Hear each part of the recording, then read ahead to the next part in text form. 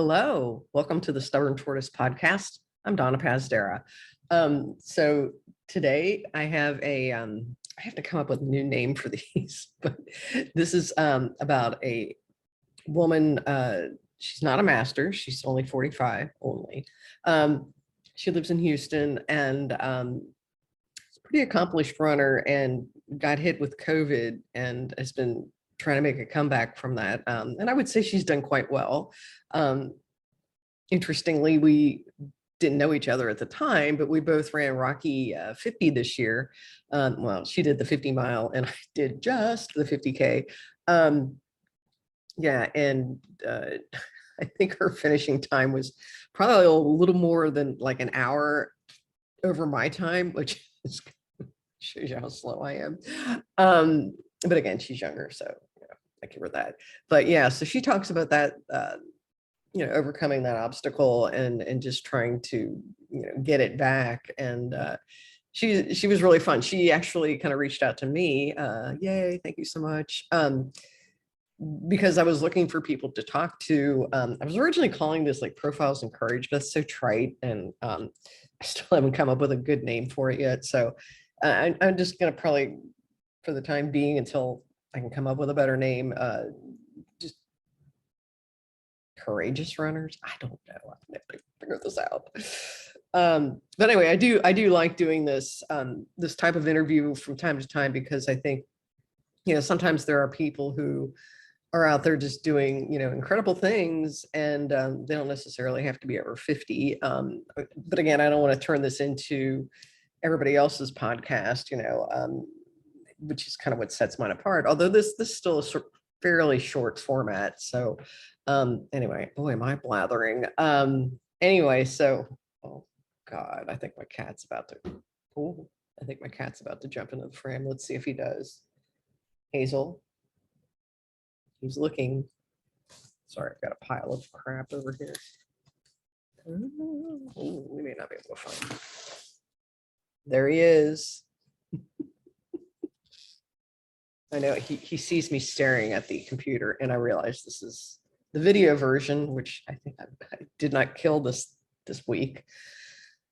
God, so much for me being efficient. But anyway, without further ado, let's listen to that interview. Thingy. All right, we're recording. So, hello, Jenny. How are you? Hi. I'm great. I'm excited to be on the Stubborn Tortoise. Oh my God, I'm so excited to have you. It's so cute. I love it when people are like, I love your podcast. I'm like, really? So much. Yes. I like how you're real. I think we need to be more real. Thank you. Yeah. Thank you. That means a lot. I swear. It's just funny because I mean, this whole thing is like very DIY, and it's very from the heart and all that. And so it tickles me when I go to races or post in groups and stuff, and people are like, hey, we really like your podcast. I remember you. Can I get deep right from the beginning? I think I think a bit about, especially when I'm in the middle of a 18-hour race or whatever, you do a lot of thinking. And of course, I remember, so I did Bandera Cactus Rose 50 miler back in 2019, and I sprained my ankle pretty bad, like heard it pop and everything at mile 2. Oh, okay. And I remember thinking to myself, I dragged my husband and at the time 10-year-old son, or maybe he was 11, all the way out to Bandera, which is like 4 hours because we live in Clear Lake, Houston area. Right, yeah. 4 hours to Bandera. I cannot go home after 2 miles. Like the mom guilt is setting in. I'm like, I can't drag these kids out here for, So I thought I just got to finish at least one lap, which one lap in Cactus Rose is 25 miles, right? 25, yeah. And Bandera is very different than Houston, as you can imagine. So it went numb around mile 20. So I ended up, finishing the whole thing. And my husband and son, of course, were like, hey, however long it takes, we're out there, always supportive, right? But I remember thinking, like, if it takes everything that it takes for women to even get to the start line, that kind of explains why we don't see that many, right? And then if you look at the DNFs, women are a lot more likely to finish if they do start, because I think a lot of us think I dragged my husband and son 4 hours. I've got to do the 48 miles that I have left. By the way, when we did get back to the hotel after I was completely done, my ankle was the wrong color and very big, and it was probably a bad idea. But, all of that to say that I think that maybe a lot of us don't show up for things like 50 mile and 100K and 100 mile because there's so much uncertainty. And when you're willing to tell the story that you told for the race that you did after J&J, I listened to your podcast that weekend. I'm like, you know what? This removes the unknown. This makes it not as scary, right? No, and that's, I think, what a lot of it is. It's just unknown. No, I get it. So how old's your son? He's 13 now. Oh, yeah. And so that must mean a lot though, when you've got him and your husband at the finish line, right? Yeah. And actually they crew for me. Oh, yeah. So do either of them run? No, and my son's Ethiopian, so it's really kind of amusing. He wants to be the first Ethiopian in the NBA. Oh, cool. So he's only interested in running up and down a basketball court. He did do track this year because his friends did. And he started out in the 100 and 200. And I kept telling him, son, your physique is just not, your people are middle and long distance people, and he wouldn't listen. But his coach talked him into doing the 400 and ended up being the best kid in the school of the 400. And then I kept sort of needling him. And I finally mentioned it to his coach about the 800. And I was kind of joking. I was like, he's Ethiopian, but he doesn't want to run more than one lap around a track. Maybe 13-year-old boys. What do you do? We're joking. We show up to districts, which is 12 middle schools. And his coach talks him into running the 800 for the first time. Like, never even did it practice. Oh my goodness. To the point where, after like 1/4 lap, they tell the kids to move from the outer laps, because he started an outer lap, and you can move into lane 1. His coach had to like wave him over because he didn't know what was going on. Right. So first ever 800, right? The kid makes district finals. His second ever 800 at the district finals, he ended up 6th in the district. So I feel like if he decided to take it seriously, he might could be a good runner. But basketball, he wants to work hard and get better. And as a mom, you're like, I can't be picky about what you want to work hard at, right? It's all like meant to be a teaching thing for discipline and teamwork. And so I just think it's funny. My husband has done marathons, and we did Sunmart 50K together way back in the day. Oh, out at Huntsville, right? Out in Huntsville. Yeah. We used to do like the Hogs Hunt and the Rocky back before it is what it is today. Yeah. And he just kind of likes to go on his own. He hasn't raced in quite a while, actually. Maybe since our son was really little. It's probably been a good 10 years since he's raced. I don't know. But he crews very well. That's nice. Yeah. So let's back up a little bit. Okay. So are you originally from Texas? I know this is not. No, let me go ahead and give you background, because that definitely how I grew up and what You're Midwestern, aren't you? How I run. I grew up in Omaha, Nebraska, so middle America. Yeah. Good one. But I do have a little other accents in me. So again, just as part of my background to understand where I'm coming from, I grew up in a trailer park. I was a free school lunch kid.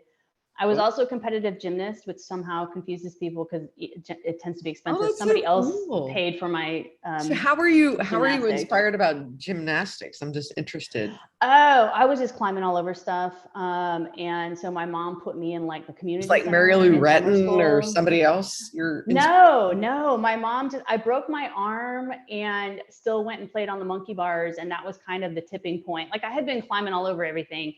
And when I broke my arm and she found me on the monkey bars with the broken arm, she was like, we gotta, do something else. So she put me in like a summer class at a community center kind of thing. And then a family member decided to pay for my tuition after that. And so I did club gymnastics all the way through 8th grade. And then that family member couldn't pay anymore. So I just competed for my high school and my, all the way through graduate school, all the way through my PhD, through university. Cool. Yeah. So, I learned a lot about discipline and being in pain, but not suffering like you do in running. Killing yourself. And goals and whatnot. Yeah. But also when I was 7, my dad took me to see the right stuff, and I decided I want to be an astronaut. By the way, I'm not going to be. That ship has sailed. I had an interview in 2013. It was not a good fit neither of us think it's a good fit. I love the stuff. It's one of my favorites. Oh my right? God. Yes. But I had told people that's what I wanted to do. And at the time in elementary school, you know, I went to an elementary school where all the kids got free school lunch, or just about. And so it was a different environment. And then I went into middle school and I faced discouragement pretty much all the way through high school. And there were a few teachers here and there who encouraged me. But the bottom line is, I have faced discouragement. I have faced situations where I'm in pain and I still continue. And I think that informs my running. Also, I have a PhD in engineering. So I'm very mathematical. You're a math person. All right. You're opposite of me. So there's a lot of math in my planning. Also, I have a couple other accents in there. I say y'all a lot from being from Texas, but occasionally a little Boston comes out. That's where I did my undergrad, Boston University. And then I did my PhD school was Oxford in England. So sometimes my son says this comes out when I'm driving. He's like, when you're driving, you talk British. Like when I get mad at people, apparently I kind of swear British. So those will come out a little bit in my talk, but yeah, mostly Omaha. And then when I first came to NASA, I worked in mission control. So the other aspect of that fits into my running is I have a backup plan from a backup plan from a backup plan. Right? Oh, all right. Let's hear it. So I always come with like 3 plans, and the mom guilt kicks in there too. Are you a Virgo? Yes. I knew it. Yes. When is your birthday? Exactly. September 21st. Mm-hmm. Oh my God. I get it. Yeah. Okay. Exactly. Yeah. So I give my husband, when he's crewing, I give him ranges of times that I will be at aid stations, because, you know, if I'm going faster or slower, I don't want to inconvenience anybody too much. And I've just sort of got it down to a T. And J&J was hilarious because I didn't know what to expect. Because before, I had asked people if it's as hard as Bandera, and I got answers. It's worse. Somebody told me it was easier. Somebody told me it was the same, and somebody told me it was harder. And having done it, you get the same slick rock, but some of those uphills on the 11 mile on the C loop, ridiculous. And the one by the fence, the third time I went up that, I just started laughing. Like it was, I don't know, 10 or 11. I lost track of time. I finished around 1 a.m., right? So it's like, it must've been 10 or 11 at night, and I'm partway up it. And I just look at how much further I have to go. And like my light won't even shine that far, right? It's just up, right? I just started laughing. I was like, I'm glad I'm the only one out here, because that's so somebody's going to think I need to stop if I come by. Yeah. Well, I was looking at your results and you did great at J&J. I don't even know how I missed you, but I guess I finished. I probably went to bed at that point. I started Saturday morning. Okay. Yeah, I started Saturday morning. So so I mean, by the time I was out there, I think there was only 100 miler left.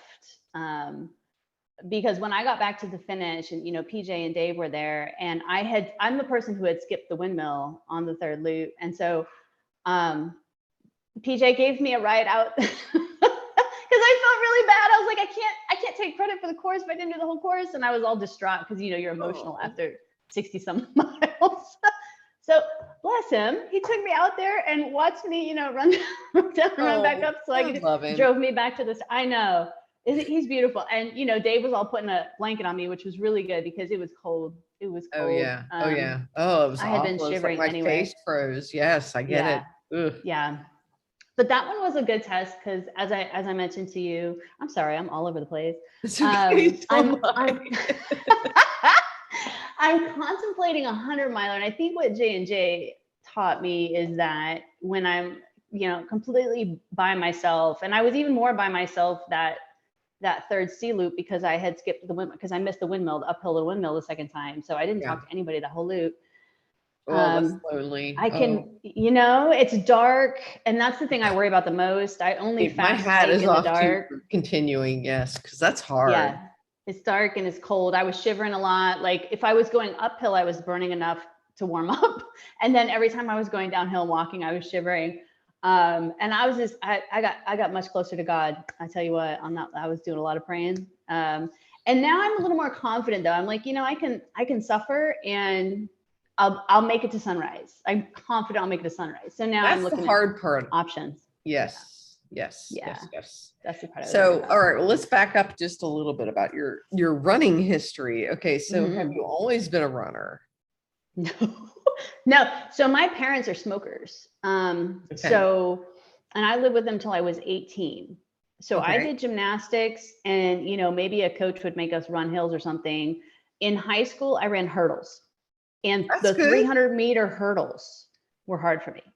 I ran out of gas after 200 meters. Like, not. When I was in college, I had friends who would do a little bit of running. I might have run more than a mile, like a few times in undergrad. And then when I was in England, I did my research at a place called Farnborough, which is it used to be owned by the Defense Department. And so they were out near an army base, and during lunch, some of my work colleagues would go out running. So they really got me into it. And I did my first 10K in Oxford. And my first half marathon was Windsor Half Marathon, which is really fun because it's in Windsor Park with the castle and everything. But the last mile is the sort of walk path thing up to the castle. And it's like a mile where the finish line never gets closer because you can see it from so far away. Oh my God, that's horrible. And it was my first one. I was like, oh, the finish line. And I'm running, and like a few minutes later, I'm like, it's still not here. Like, yeah, get it. And then I moved to the States. And what year was this? So I did the Windsor Half in 2001. Okay. And then I moved to the States in 2002. My husband had proposed to me at Rhodes Ball in May of that year. So I had like all the wedding plan and everything going on. Nice. And one of my friends at NASA was like, hey, you should try a marathon. And I was like, oh, you're crazy. And of course he talked me into it. I did my first one in Austin in 2004.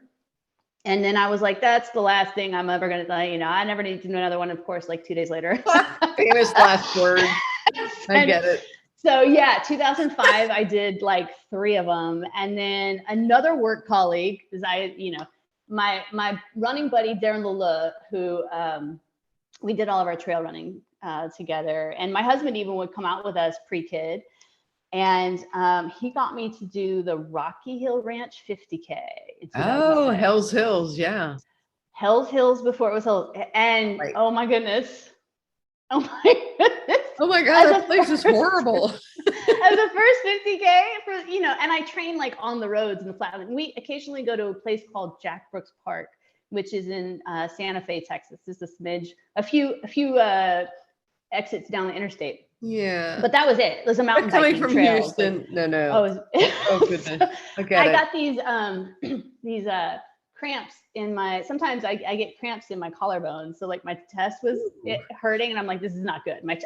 I'm having chest pains. Like, but we finished. It was all good. And then of course I said I never need to do that again. And I did. So yeah, we did a few more 50Ks after that. And then we brought our son home summer of 2009. And I didn't do another ultra for like 10 years. I did a lot of marathons. I've done 13 Houstons and, a few in the area, and occasionally we travel for What's one your day. PR?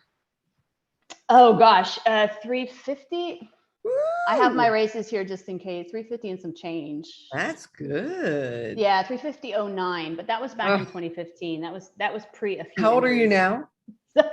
45. Yeah. Oh, you're still a kid. Yeah. Okay. Got it. All right. Yeah. I don't know if a 350 is going to happen again, but I will never see that. So.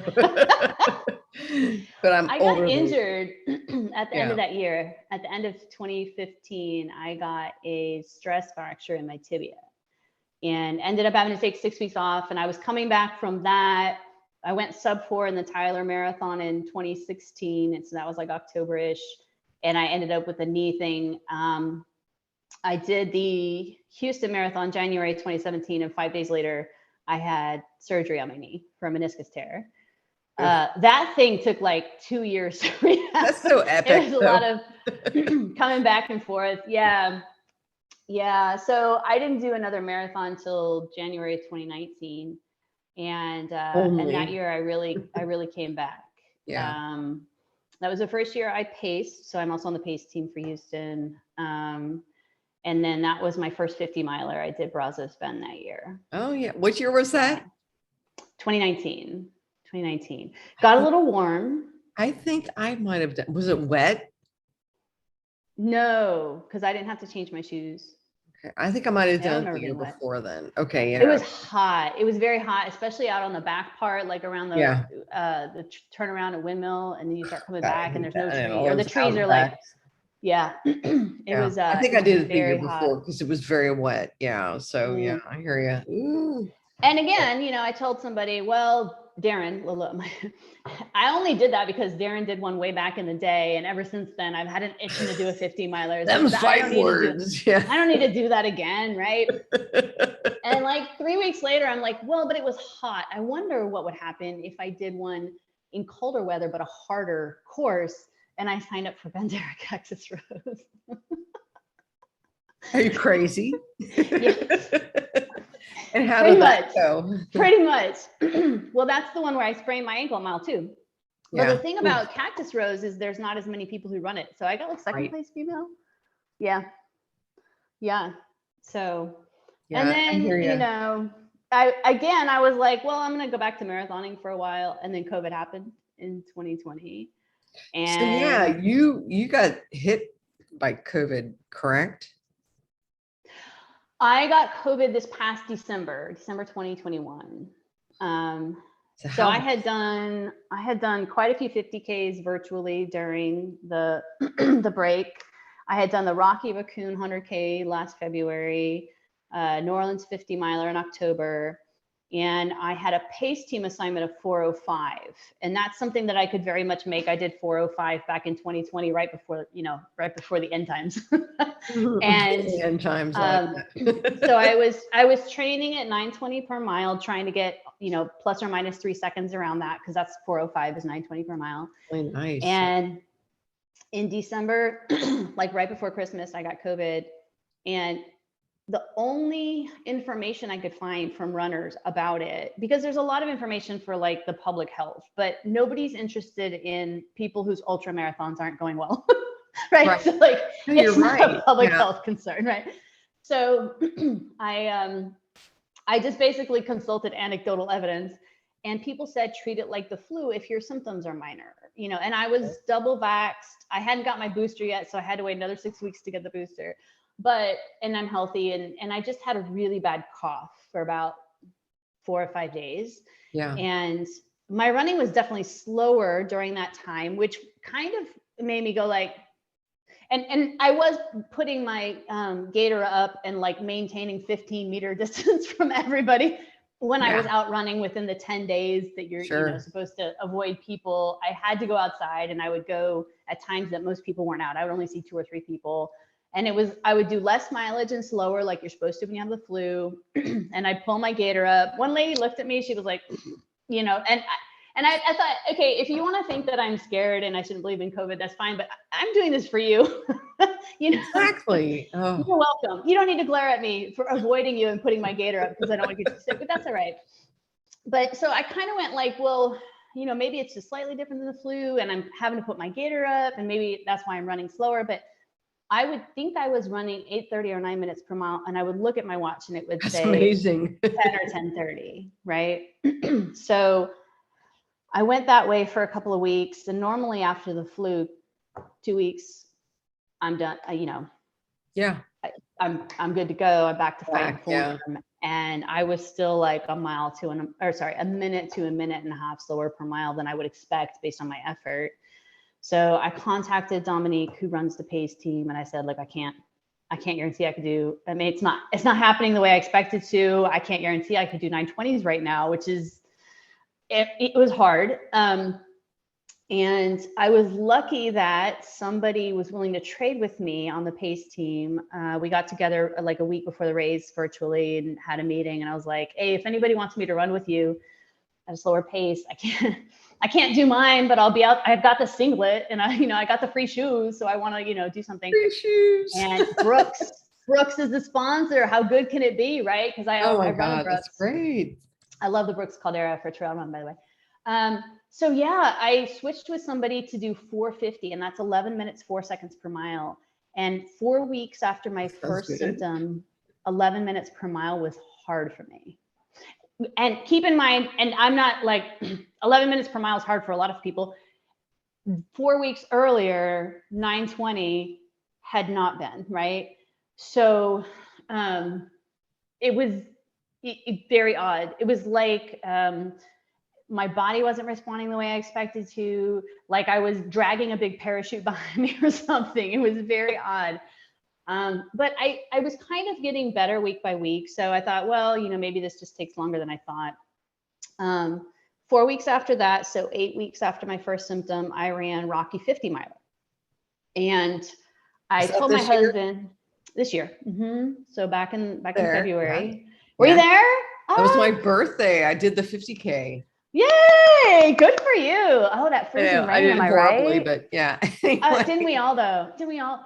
I had told my husband that it was just a training run for J&J, because J&J was 4 weeks after that. Right. And I knew I was going to do the 100K there. And I told him my predicted finish was like 10:50. But it was meant to be, like a good effort, but kind of chill.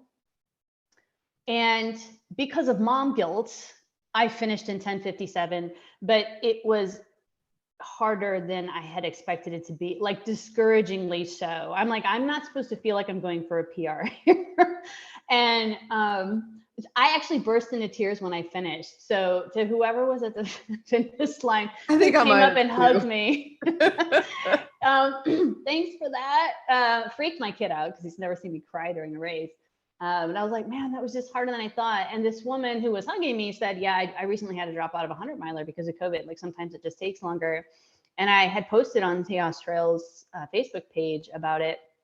And a couple of people came back and told me, yeah, it took me a few months. So again, anecdotally, because I don't know that there's a lot of papers published about ultra runners getting COVID, no. It takes a good few months. So as it turns out, a few weeks ago, I was at like the 5-month mark, and I'm still maybe 20 seconds, 30 seconds off per mile based on my level of effort and the heat, because it's getting hot out here. It is hot in Houston right now. I get it. Yeah.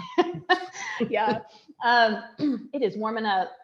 So I was like, I should probably just go get it checked out. And I have a friend from church who is a PA in a pulmonology area. So he gave me a great referral for an amazing pulmonologist. And I always worry about going to the doctor because I don't want to be a bother. I'm a woman who is socialized in the 20th century. I basically apologize for my existence all the time, right? So I'm like, yes. I don't want to be, I don't want to, this guy works with people who are dying. Like, I don't want us to be, I don't go to the doctor. Sorry, I'm just worried about that. Exactly. So I'm like, he doesn't need to hear from me because I'm 20 seconds per mile slower, But my friend gave me permission to go. And, bless this man, because the other thing I worry about when I go to the doctor is that, any doctor, when you go, so I'm an ultra runner, the first thing they go is, well, you need to stop doing that. Right. And I'm a grown woman. I don't need you to tell me what to do with myself. None of us are going to do that. I know. Anytime they're like, well, I recommend that you become a multi-sport athlete or whatever, I'm just like, well, this is not a good fit. Got to go find somebody else, right? And yeah, not me. Sometimes it takes 2 or 3 tries, and so I was like, I don't know. But this guy was great. So he not only listened to me, but he was like, okay, yeah, so where are you at now? So 20 seconds. Okay, we're going to do all these tests. So all of that to say, I got the results last Friday, and my blood work is fine. So I don't have long COVID. There's no scarring in my lungs. My chest x-ray is good. He did say that, so I did a pulmonary function test that included exercise, and the numbers weren't quite bad enough to actually diagnose me with exercise-induced asthma. But he did note that I only ran for a few minutes on the treadmill, and I tend to see the wheezing sort of around 4 or 5 miles in. And so he said there is some evidence based on your results that when you're exercising, your bronchial tubes are supposed to expand, and yours are contracting or getting smaller or whatever. So because of that, I'd like you to try albuterol. So he prescribed me a albuterol inhaler, and I took it before my 20 miler yesterday, and I said on Instagram, albuterol is beautiful, because it was just basically like I would expect it to be. So I guess I'm gonna have to do that for a while. Yeah, yeah. So. And again, I've heard anecdotally, one person told me they ended up with exercise-induced asthma after having COVID. So I don't know if this is, something that would have happened anyways, or I'll have to deal with it for the rest of my life. But he said, yeah, give it a shot for a while. And then if you want to, try a short run or something without it, and see if you can eventually go off it, that's fine. But otherwise, I do that, and now I'm kind of back to normal. But it's been a grind. Ugh, Definitely been a grind. Well, and the other thing, I hate to tell you this because I know you're only 45, but as you get older, you get slower. So I expect that to happen, right? Yes. It's just, and I can tell you this. Function. I'm sorry. Yeah. And I'm not even that good. I haven't even been running as long as you have, but I'm just like, God. So yeah, I just, want to throw that out there. So just breathe deep, accept it. And, but because of the COVID, you've got a while before you got to really start worrying about it, in my opinion. So, and I feel like it's going to happen gradually, right? Yes. Yes. Yeah. This was more of a step function in, I get performance. It. I get it. So that's why, So what's your next race? Funny story. Person. So this is a little uncomfortable for me to say. So my high school in Omaha is inducting me into their Hall of Fame. Oh, that's cool. Yeah. I don't know.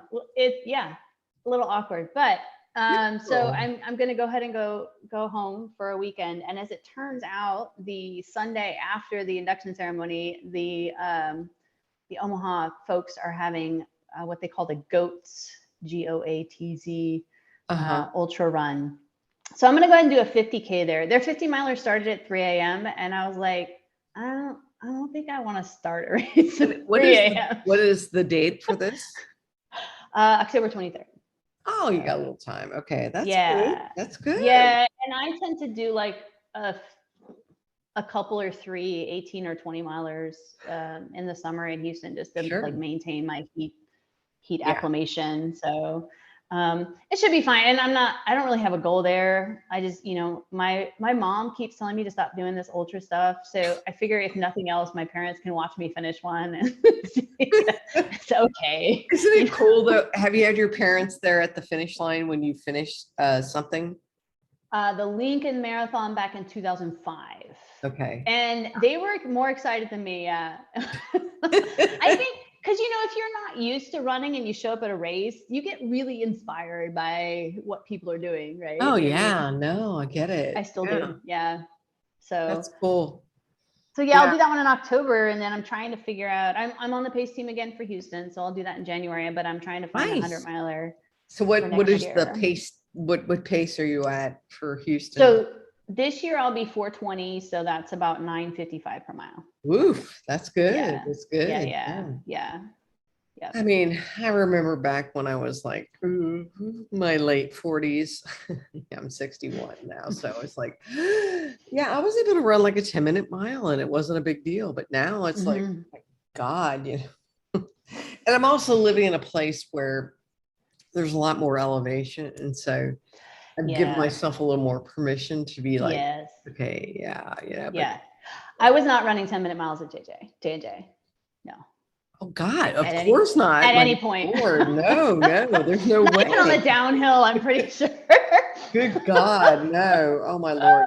So are you going to do any of the Tejas races this summer? I'm thinking about it. Not this summer. I really kind of wanted to do Captain Carl to get some more practice overnight, but just with all my kids' basketball, he's got a lot of basketball this summer. It just isn't working out, and then my work schedule as well.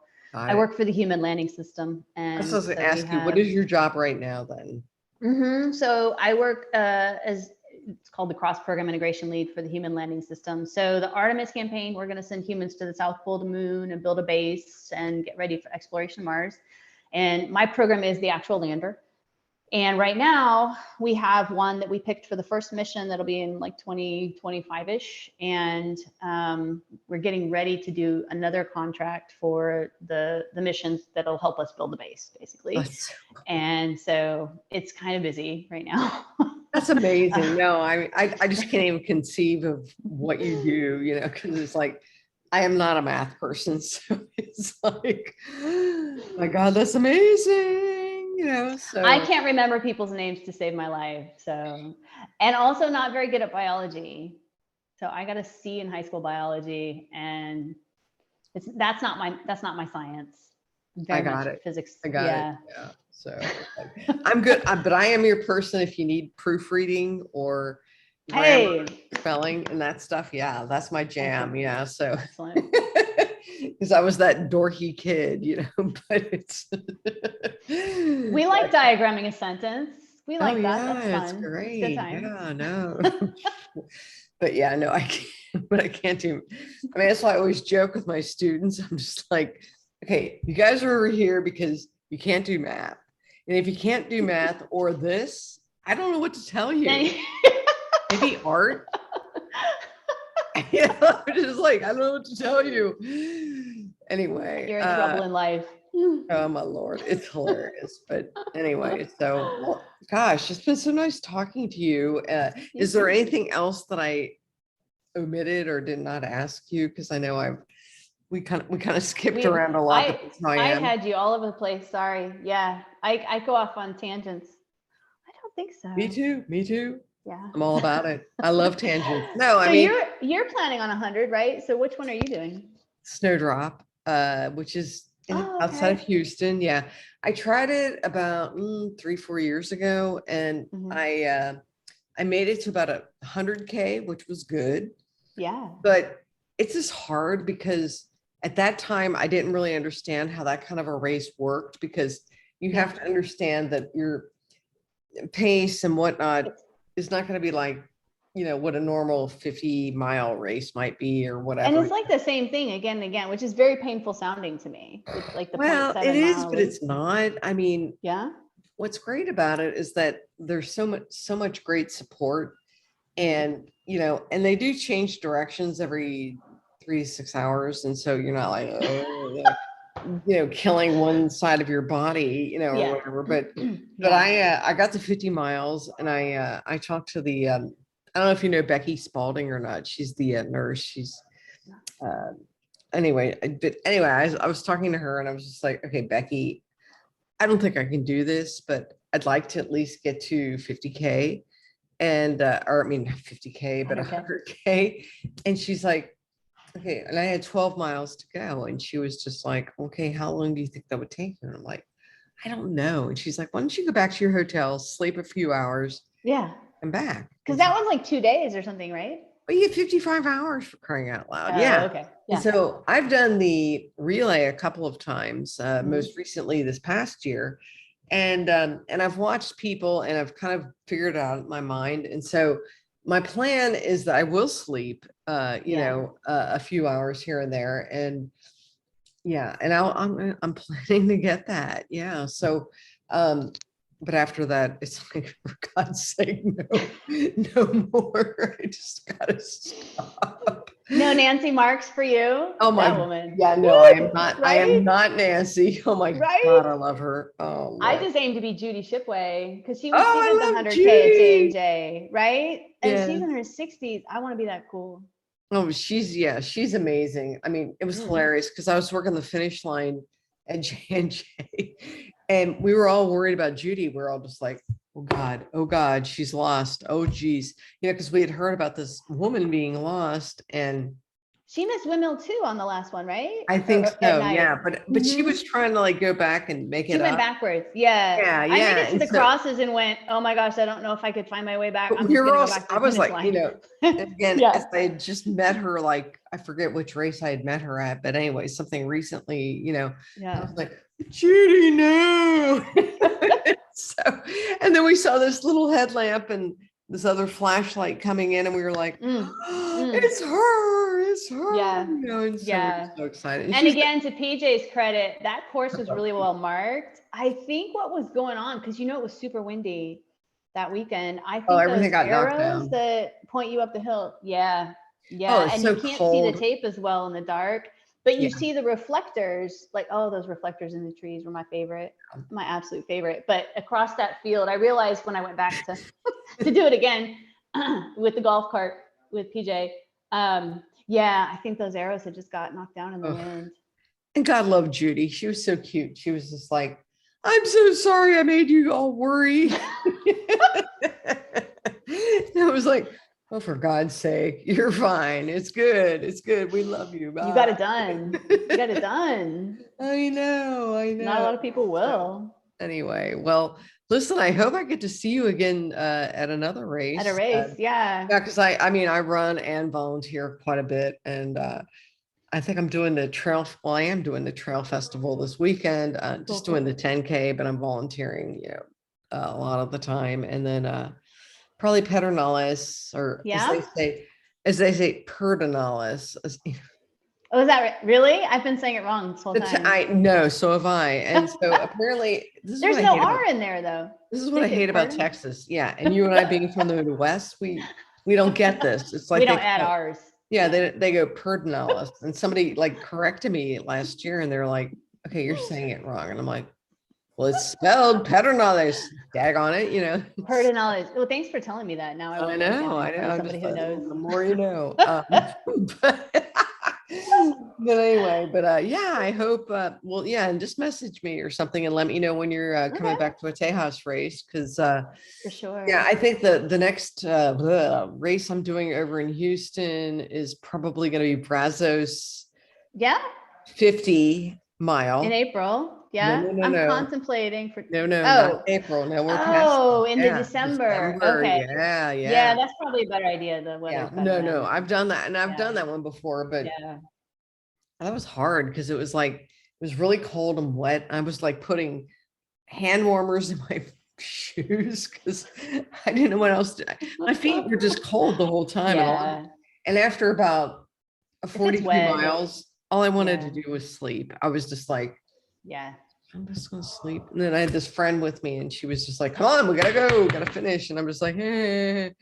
I love a friend. I love a friend who will do that. I know. Her name is Pamela Kerr. I don't know if you know her or not, but she's got this really super short hair. She's incredibly awesome and crazy. Woo. But anyway, so all right. Well, listen, it's been so lovely talking to you. I'm gonna stop recording. Okay. All right, I'm back. I hope you enjoyed that. And as I always say, I don't know what else to say, but it was a good interview. I enjoyed talking to her. It was fun to chuckle a little bit at times, and just sort of share, familiar stories, and whatnot. And the whole thing about peternalis or perdonalis was cracking me up at the end. What a strange thing that is. Anyway, I mean, it's true. It's like a lot of things in Texas, and this is sort of like, again, I'm from the Midwest, so is she. So it's sort of like this, you take stuff at face value, it's like, falfurious. No, it's falfurious. And I could go on and on, which I won't. I've probably done this before, so there's no point in me doing it again.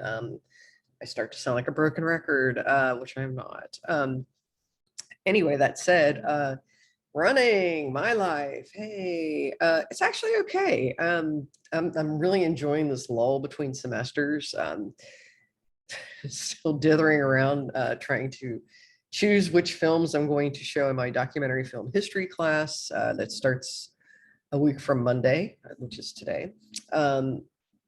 And I think I finally got it narrowed down. Good Lord, I thought I had it narrowed down twice, and then I realized I left out a couple of things. And it's sort of like, how do you choose your favorite child? So it's like, no, but we've got to see this one. These poor students of mine are going to be like, they're going to be sorry what they wished for, because I know they're thinking, ooh, we're going to watch movies. This is fun. And I have a feeling after watching, I mean, some of these are like really bummer subjects. And so, I mean, but we've got to cover it. And I do try to throw in some fun things from time to time, and something, and we end lighthearted with Man on Wire, about Philippe Petit, the wire walker from France who walked between the World Trade Center towers back in the mid 70s, even before it was completed. And God, that's an uplifting, just wonderful film. And yeah, so if you haven't seen it, watch it, Man on Wire. Yeah, it's really good. Anyway, getting back to running. Last week I don't know what I was doing.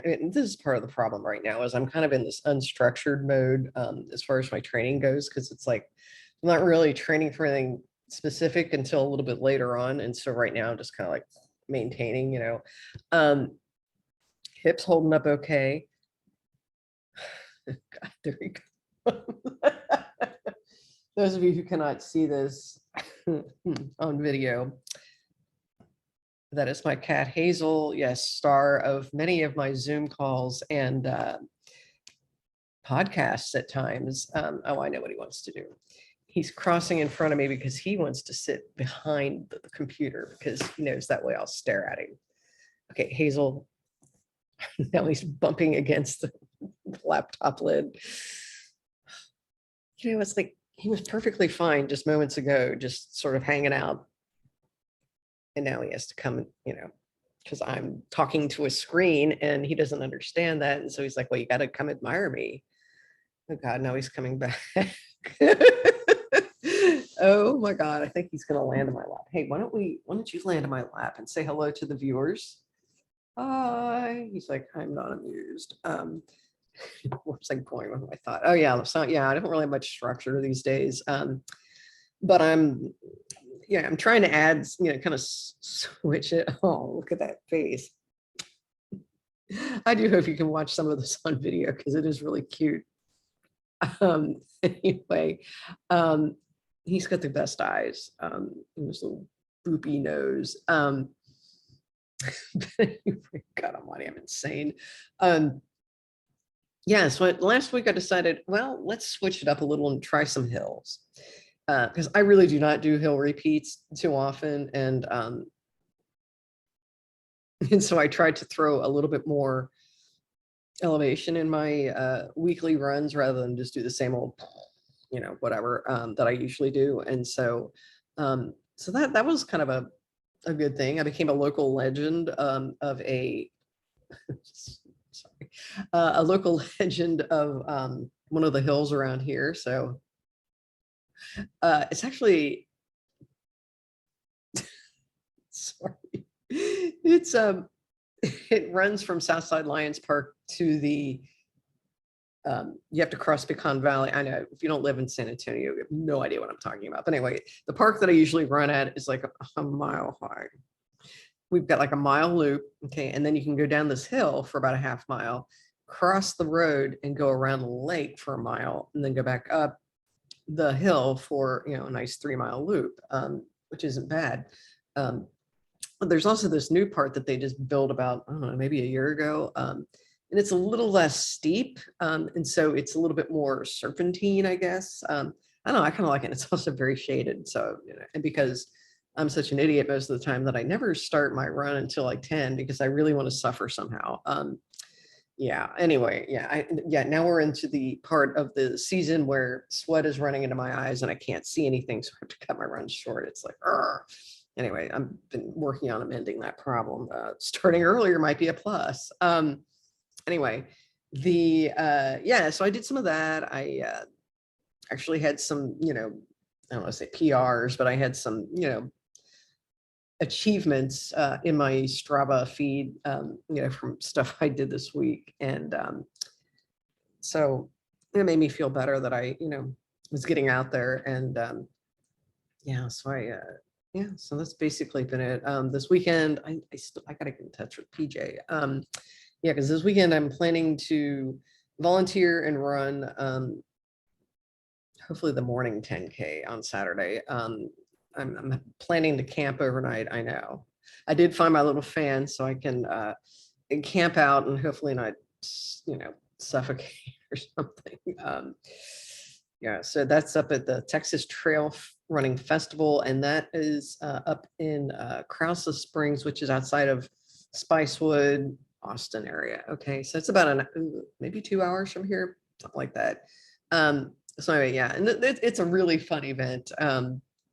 They have races all day long, and so you can do like 3 10Ks, or you can do a marathon or a half marathon or 3 5Ks. But the trick is that if you do the series of 10Ks or 5Ks, you do one in the morning, you can do one at 2 o'clock, and then you do another one at like 5 or 6. The same holds true for the 5Ks.